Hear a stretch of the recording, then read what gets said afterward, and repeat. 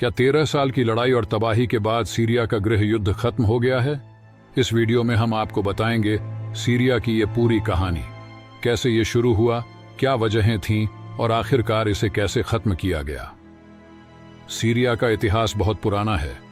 ये इलाका कभी ऑटोमन साम्राज्य का हिस्सा था, लेकिन पहले विश्व युद्ध के बाद फ्रांस ने इस पर कब्जा कर लिया। 1946 में सीरिया आजाद हुआ, लेकिन इसके बाद भी वहां शांति नहीं थी। 1971 में हाफिज अल असद ने सत्ता अपने हाथ में ली और एक सख्त तानाशाही सरकार बनाई। उनके बाद 2000 में उनके बेटे बशर अल असद सीरिया के राष्ट्रपति बने। 2011 में अरब देशों में एक बड़ा बदलाव आया, जिसे अरब स्प्रिंग कहा गया। कई देशों में लोगों ने सरकारों के खिलाफ आवाज उठाई। सीरिया में भी बशर अल असद के खिलाफ प्रदर्शन शुरू हुए, लेकिन असद ने इन शांतिपूर्ण प्रदर्शनों को कड़ी ताकत से दबा दिया। इसके बाद हालात और खराब हो गए और सीरिया का गृह युद्ध शुरू हो गया। ये लड़ाई सिर्फ सीरिया के अंदर की नहीं रही, इसमें बाहरी देशों ने भी दखल देना शुरू किया। रूस ने असद सरकार का साथ दिया, जबकि अमेरिका और दूसरे देश विद्रोही गुटों को सपोर्ट करने लगे।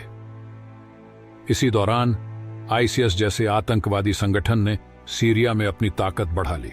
उन्होंने कई इलाकों पर कब्जा किया और पूरी दुनिया में खौफ फैलाया। 2015 में रूस ने सीरिया में अपनी सेना भेजी। उनकी मदद से असद सरकार ने धीरे धीरे विद्रोहियों पर काबू पाना शुरू किया। लेकिन इस युद्ध में सबसे ज्यादा नुकसान आम लोगों का हुआ। लाखों लोग अपने घर छोड़ने पर मजबूर हुए और शरणार्थी बन गए। 2023 में कई देशों ने सीरिया को फिर से स्वीकार करना शुरू किया। अरब लीग में सीरिया की वापसी इसका एक बड़ा संकेत है, लेकिन अभी भी वहां के लोगों के लिए चुनौतियां खत्म नहीं हुई हैं। देश में शांति लौट रही है, लेकिन पुनर्निर्माण और लोगों का भरोसा वापस लाने में अभी भी समय लगेगा।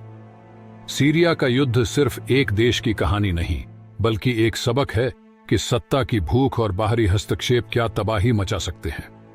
क्या यह सच में अंत है या बस एक नई शुरुआत?